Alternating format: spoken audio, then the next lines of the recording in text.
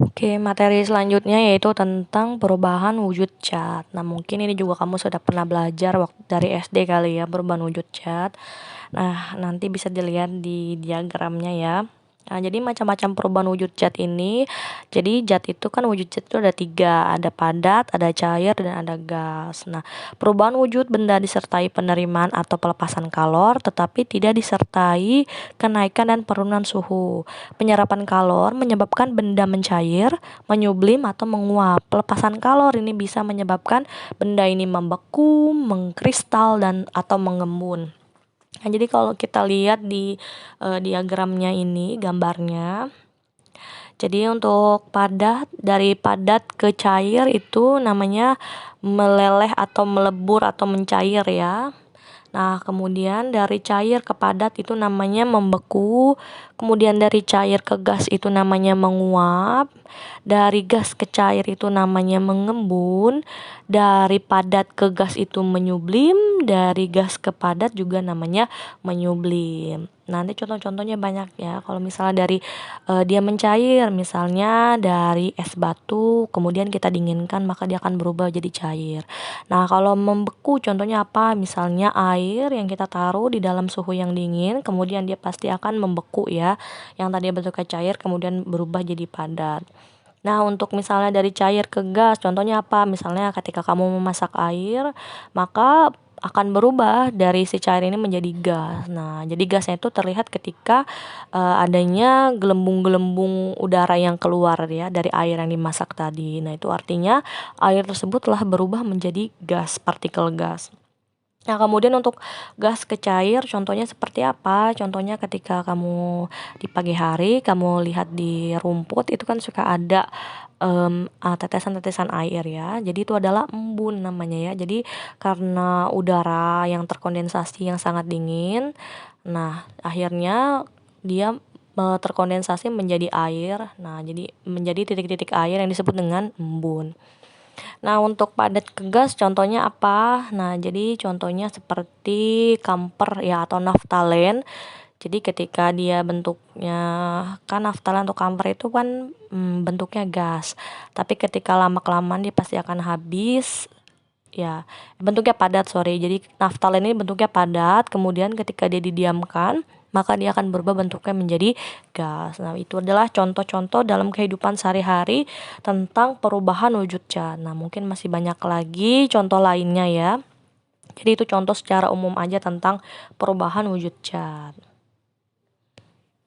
Nah, yang selanjutnya itu adalah kalor, ya kalor yang dibutuhkan pada perubahan wujud cat. Nah, disebut dengan kalor laten. Jadi, kalor laten adalah jumlah kalor yang diperlukan untuk mengubah wujud 1 kilogram cat. Nah, kalor laten ini dibagi menjadi 2, yaitu ada yang namanya kalor lebur dan kalor uap. Kalor lebur digunakan untuk mengubah wujud benda dari padat menjadi cair. Kalor lebur suatu zat sama dengan kalor bekunya. Adapun kalor uap adalah kalor yang digunakan untuk mengubah wujud zat kalor uap untuk beberapa zat. Nah, besarnya kalor yang dibutuhkan suatu zat untuk mengubah wujudnya adalah sebagai berikut. Nah, bisa dilihat sini persamaannya. Q sama dengan M dikali L. M adalah massa, L ini adalah kalor laten. Jadi kalor laten itu ada 2, ada yang namanya kalor uap dan ada yang namanya kalor lebur ya, atau kalor cair. Jadi kalau kalor uap itu tadi perubahan dari ketika dia misalnya dari cair menjadi gas. Nah, kalau kalor lebur atau kalor cair tadi ketika dia bentuknya padat kemudian menjadi cair itu namanya kalor lebur. Nah, nanti kita lihat contoh soalnya ya. Jadi contoh soal dari kalor laten. Nah, di sini kita bisa lihat contoh soalnya ya. Nah, kalian bisa lihat grafiknya. Perhatikan grafik perubahan wujud berikut. Sepotong es yang masanya 500 gram dan suhunya minus 10 derajat Celcius dipanaskan sampai menguap. Jika kalor jenis es adalah 2100 Joule per kilogram derajat Celcius, kalor jenis air adalah 4200 Joule per kilogram derajat Celcius, dan kalor lebur es adalah 336.000 Joule per kilogram, maka jumlah kalor total yang dibutuhkan untuk mengubah wujud dari proses A ke D adalah. Nah, jadi analisisnya saya mempunyai es sebesar setengah kilo ya, atau 500 gram. Nah, es ini nanti akan saya panaskan dia sampai menguap. Nah, ketika nanti dia dipanaskan, maka di sini akan terjadi yang namanya perubahan wujud zat. Yang tadinya dia bentuknya padat, kemudian dia akan berubah menjadi bentuknya cair. Nah, jadi di sini ada fase-fasenya. Dari fase atau peristiwa yang pertama dulu, dia awalnya adalah minus 10 derajat Celcius, kemudian dia nanti akan berubah pada titik 0 ya, karena 0 ini adalah titik beku air ya. Nah, kemudian dari nanti 0, kemudian dia berubah menjadi 100 derajat Celcius ya, karena nanti dia dipanaskan. Nah, untuk peristiwa A ke B, dia tidak mengalami perubahan wujud. Nah, nanti yang mengalami perubahan wujud ini adalah ketika dia dari peristiwa B ke C.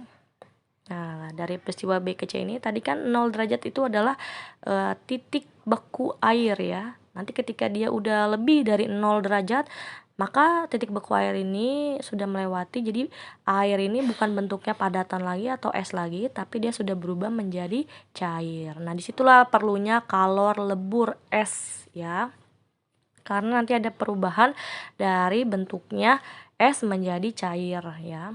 Nah, kemudian dari C ke D ini tidak ada perubahan wujud. Nah, sama-sama tetap cair karena tadi dia sudah mencair. Oke, kita lihat untuk tulis diketahuinya dulu ya.